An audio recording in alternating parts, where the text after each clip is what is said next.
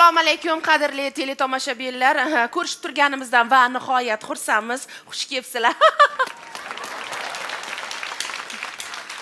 Har safar shu ko'rsatuvimizni boshlanishidan oldin sizlarni bir hayratlantirgimiz keladi.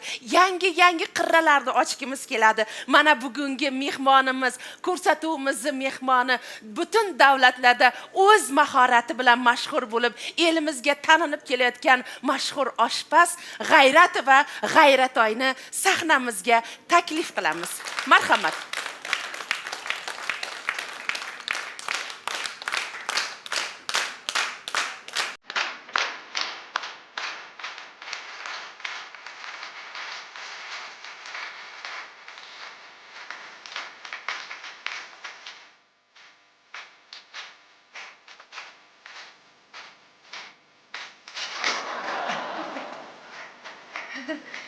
Bularda biz nafaqat oshpazlik yo'lida, biz buni sirk yo'nalishida ham G'ayrat va G'ayratoyni tomosha qilishimiz mumkin. G'ayrat va G'ayratoy nimagadir patnisangiz yo shunaqa guli bor yo chang. Guli shunaqa. Guli shunaqa. Mayli, xush kelibsiz. Assalomu alaykum G'ayrat va G'ayratoy. Mana ham ismlari jismlariga mos ekan, ham juda g'ayratli. Tinim bilmaydi. Voy, san'atkorlarimiz borki, mana Zulayho Boyxonova, mana har davlatlarda bo'lgan sari bu kishimiz ham o'sha davlatlarda mehmon bo'lgan va o'zini hunarlari bilan ma'lum va mashhur bo'lgan. Dunyoni tiz cho'ktirdim. Bizni kameralarimiz har tarafdan oladi, pastdan oladi, tepadan oladi. O'sha uchun sal o'zimizni bilib, menday odob saqlab o'tiring. Gapiring. It bilan xo'tikka qancha qilma tarbiya, it bo'lur, eshak bo'lur, aslo bo'lmas odamiy. Xullas kalom G'ayratoy, ko'rsatuvimizda xush kelibsiz. Mana qarang G'ayratoy, mana fokus ko'rsatmoqchimisiz? Biz boshqa jurnalistlardan farqimiz shundaki, bir-biriga o'xshamagan savollar beramiz. Qayerda tug'ilgansiz, qachon tug'ilgansiz, bu kasb sizga kimdan meros degan savollardan yuraqmiz. Siz qachon ovqat pishirgansiz? Necha yoshingizda? Onamni qornidaligidan oshpaz bo'lganman. Onamga aytganman, bir tepib, ona bugun osh deganman. Onam osh qilgan.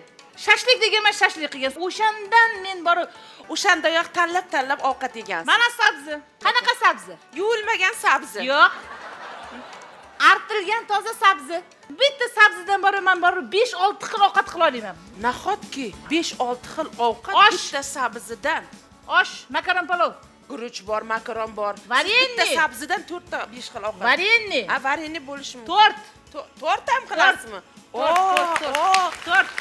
Birinchi marta eshityapmiz tort, sabzili tort. Shu studiyada qilib beraman bugun. O'ng qo'limni o'ynatib qilib beraman. Siz savol beravering. Men o'zim davom etib. Birinchi qaysi davlatlarga sayohat qilgansiz? Turkiyaga bordim. Burakmi? O'shan mashhur bo'lishiga borman, men sababchiman.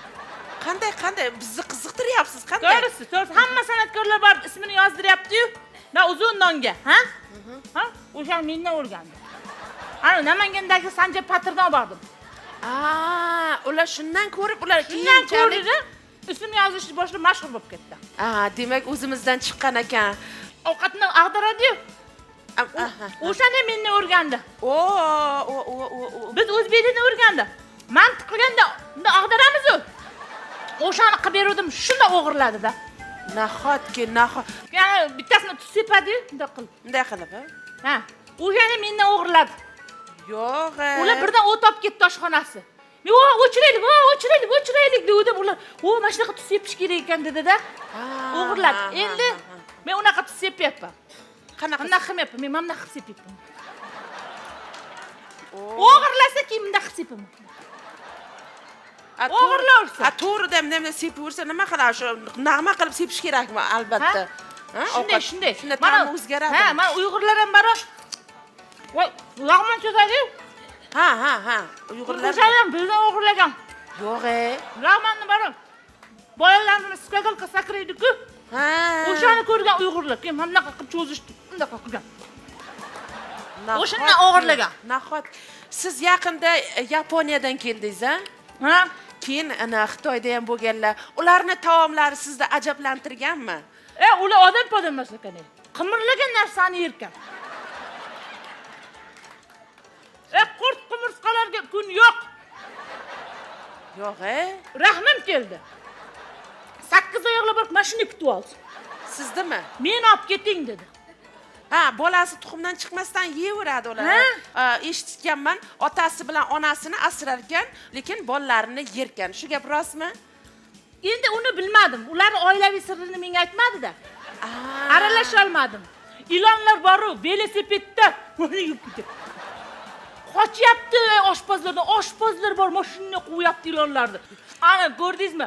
Bizni qurt qumursqalar baxtli. Bizni qimirlagan jonzotlar baxtli. Ha. O'sha Yaponiyada o'zingizni qaysi taomlaringiz bilan mashhur bo'ldingiz? Qaysi ovqatingiz bilan ularni deb qoldirdingiz? Uni demadi, dedi. Aha. Hayratlangan ekan. Men uni so'kyapti deb o'ylabman. Ular qo'yib ketgan ekan. Cho'kdimda, guruchdimda, yeyapti. Qo'lda ye dedim. Yeganda mazasi boshqacha bo'ladi. Kasal bo'ldi. Kim? O'sha Yaponiya. Tarabat dedi. Nima? Ofarin dedi. Ha. Kasalma dedi.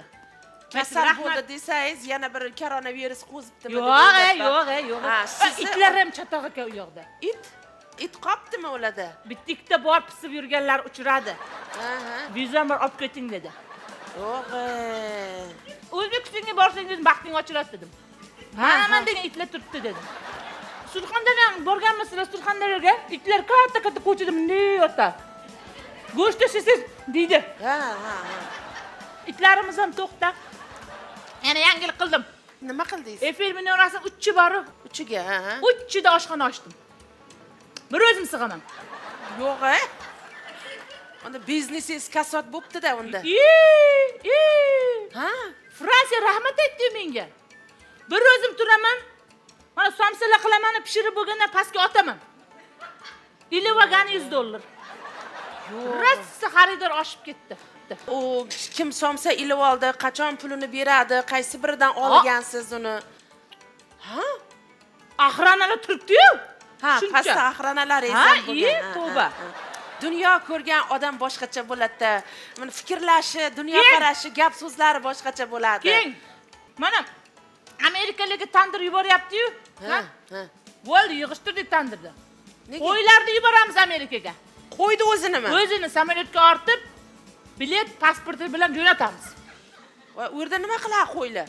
O'zi shunday borib tandirga yechinib kirib ketaveradi. Yo'q. Mana ko'rdingizmi? Kallani ishlatish kerak. Aha. Bu qani hozir ko'zimiz oldida siz bizga sabzidan 4 xil, 5 xil taom qilmoqchi edingiz. Men yedim quyon. Quyon yerda tug'ilganman. Sabzini ko'rsam yeyveraman. Yana bir qilib beraman. Hozir yeb qo'ydim-da. Xafa bo'lmaysiz. Ha, kelajakdagi orzularingiz?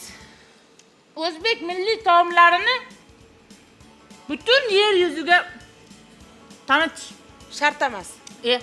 Siz tanitmang. Nega? Mana biz guvohi bo'lganimizdek, mana bizda boshida va'da berganday bir sabzidan 5 xil taom qilaman dedi. Afsuski biz u taomlar bittasini ham ko'rmadik. Mana ayon bo'lib turibdiki, bu G'ayratoy opamiz chet elda ham xuddi shu hunarlarini ko'rsatgan. Xudo biladi, chet elga borganmi, bormaganlarmi.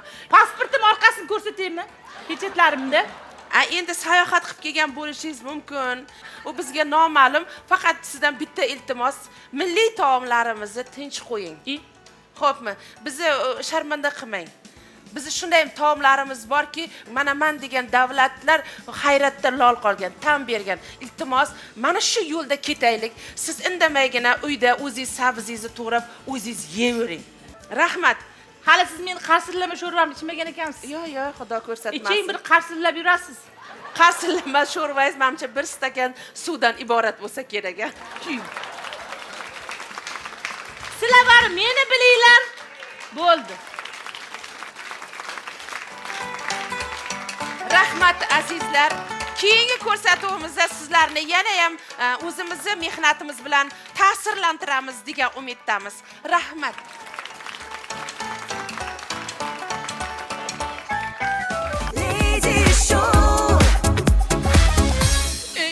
Gap qo'shmay turing. Abay. peshanang sho'rligidan ne bo'lmasa? Kelib qoldi aytib yubordim. Ko'p bo'lsa Basharamga bo'lsin, rosa kam mushladi bo'lmasin. degan joyi sal xush kelmadi. To'g'risini aytaveraymi? Nimasi? Ko'rishib turganimizda bahoyim Onani qornidaligida